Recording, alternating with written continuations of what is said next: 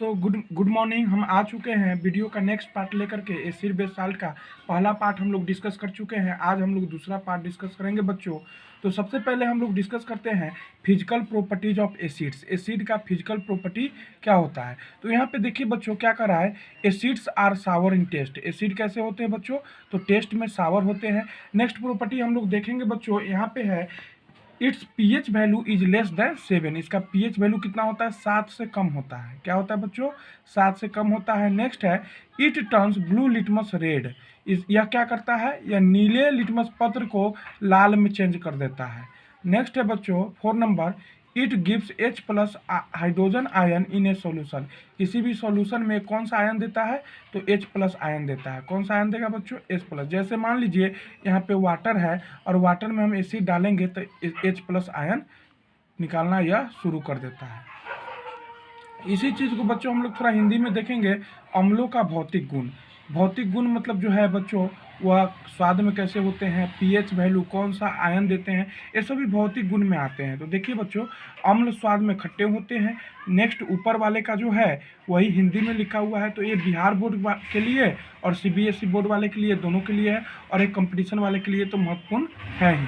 तो देखें नेक्स्ट है, इसका पीएच का मान 7 से कम होता है। इसका पीएच का मान बच्चों हम लोग जानते हैं, पीएच स्केल होता है 0 से 14 तक उसका वैल्यू होता है, और बीच में जो होता है उसका 7 पाया जाता है, और इसका मान जो होता है 7 से कम होता है।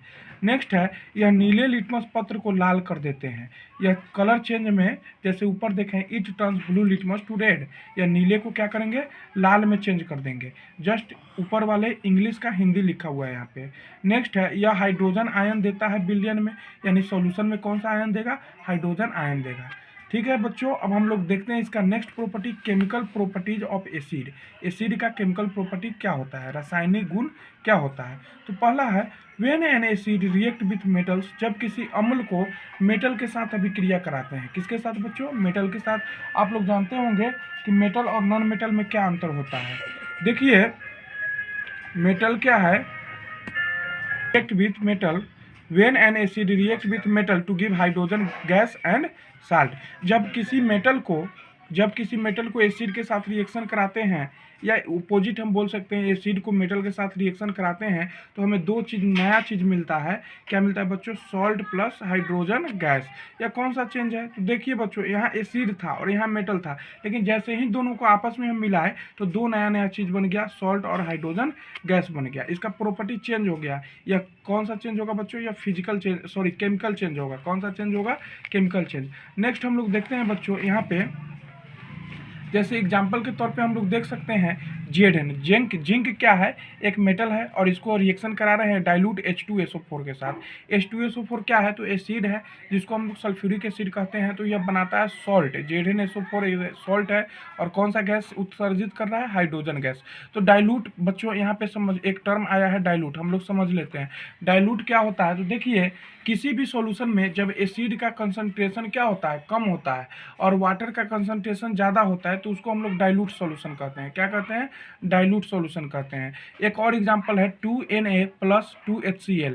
यहाँ पे देखिए क्या है, जब रिएक्शन कराएंगे तो 2NaCl और प्लस H2 बनेगा। NaCl क्या है, सॉल्ट है, और H2 हाइड्रोजन गैस निकल रहा है। यानी हम लोग अभी कवर किए हैं बच्चों कि जब हम किसी एसिड को मेटल के साथ रिएक्शन कराएंगे तो सॉल्ट और हाइड्रोजन गैस बनेगा। नेक्स्ट है बच्चों, when an acid react with metal carbonate. अब देखो बच्चों, आप लोग जानते होंगे CO को हम लोग कहते हैं कार्बन मोनोऑक्साइड, CO2 को कहते हैं कार्बन डाइऑक्साइड, और CO3 जो होता है उसको कहते हैं कार्बोनेट। तो when an acid react with metal carbonate, जब हम किसी एसिड को मेटल कार्बोनेट के साथ रिएक्शन कराते हैं, एंड मेटल हाइड्रोजन कार्बोनेट। तो देखो बच्चों, यह CO3 मेटल कार्बोनेट है, लेकिन जैसे ही हम CO3 के आगे H लगा देते हैं, हाइड्रोजन लगा देते हैं, तो इसका नाम चेंज हो जाता है। इसका दो नाम से हम लोग जानते हैं इसको, एक है हाइड्रोजन कार्बोनेट और एक है बाइकार्बोनेट। चलिए बच्चों, तो when an acid react with metal carbonate and metal hydrogen carbonate, it gives salt CO2 and H2O। तीन नया चीज़ बनता है बच्चों, एक सॉल्ट बनेगा, दूसरा कार्बन डाइऑक्साइड गैस होगा, और H2O क्या होगा, लिक्विड जो वाटर है। तो H2O लिक्विड है, CO2 गैस होगा, और सॉल्ट सॉलिड रूप में बनेगा। इसी का रिएक्शन हम लोग लिख दिए बच्चों, आप लोग को सब समझने में आसानी हो। जैसे metal carbonate plus acid, salt plus CO2 plus H2O बनता है, अभी डिस्कस किए हैं। उसी तरह से और है एसिड प्लस मेटल कार्बोनेट, दो तरीके से लिख सकते हैं। मेटल कार्बोनेट को पहले लिखिए या बाद में लिखिए, कोई फर्क नहीं पड़ता है। यहाँ मेटल कार्बोनेट प्लस एसिड है, इसी को हम लोग लिख सकते हैं पहले एसिड प्लस मेटल कार्बोनेट। हर हाल में बनना वही है, तीन चीज़ नया बन रहा है, salt plus CO2 plus H2O। Next देखेंगे बच्चों, इसका एग्जाम्पल है Na2CO3। Na2CO3 क्या है?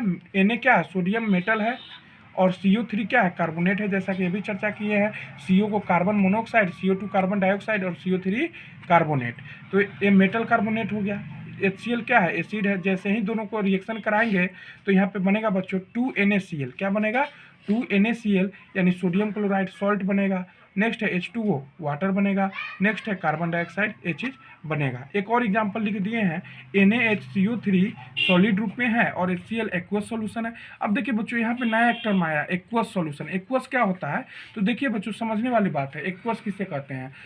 किसी भी चीज़ का सॉल्यूशन बनाते हैं जिसमें वाटर हो, उसको हम लोग एक्वस सॉल्यूशन कहते हैं। जैसे मान लीजिए दूध में आप पानी घोल रहे हैं, तो पानी आ गया, तो क्या होगा? एक्वस सॉल्यूशन होगा।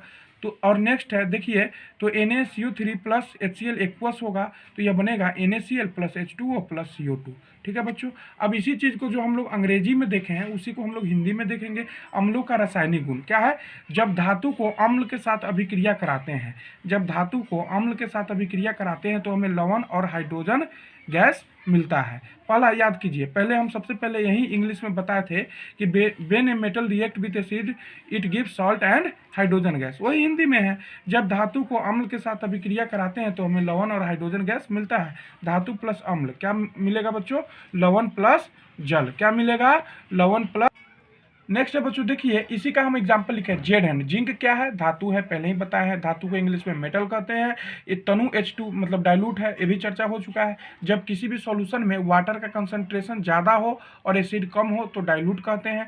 डाइल्यूट एसिड होगा तो H2 तनु H2SO4 है। जैसे ही रिएक्शन कराएंगे तो ZnSO4 जो कि लवण है, सॉल्ट बन गया और हाइड्रोजन गैस मिल गया। अब नेक्स्ट रिएक्शन है बच्चों, जब धातु कार्बोनेट या धातु हाइड्रोजन कार्बोनेट अम्ल के साथ अभिक्रिया कराते हैं, यानी समझिए बच्चों, यह सीधा है तो कार्बोनेट है, लेकिन जैसे ही इसमें H लगा दिए तो हाइड्रोजन कार्बोनेट हो गया। इसका दो नाम है, एक हाइड्रोजन कार्बोनेट और एक है बाइकार्बोनेट। क्या है बच्चों? बाइकार्बोनेट। तो जब हम धातु कार्बोनेट तथा धातु हाइड्रोजन कार्बोनेट को अम्ल के साथ अभिक्रिया कराते हैं, को अम्ल के साथ अभिक्रिया कराते हैं तो लवण, जल और हाइड्रोजन गैस देता है। यानी ये तीन चीज़ हमें मिलता है, जो हम लोग पहले भी डिस्कस किए हैं, लेकिन अंग्रेजी में डिस्कस किए हैं। धातु कार्बोनेट प्लस अम्ल क्या मिलेगा? लवण, सॉल्ट, कार्बन डाइऑक्साइड और जल। धातु हाइड्रोजन कार्बोनेट, यह सीधा कार्बोनेट था यानी CO3, यहाँ है हाइड्रोजन कार्बोनेट यानी HCO3। तो HCO3 को रिएक्शन कराएंगे अम्ल के साथ, क्या बनेगा? लवण, कार्बन डाइऑक्साइड गैस और जल। थैंक्स बच्चों। आप हमारे चैनल को ज़्यादा से ज़्यादा लाइक करें, सब्सक्राइब करें, शेयर करें, ताकि हम आपके लिए नए नए वीडियो रोज़ लाते रहें। धन्यवाद।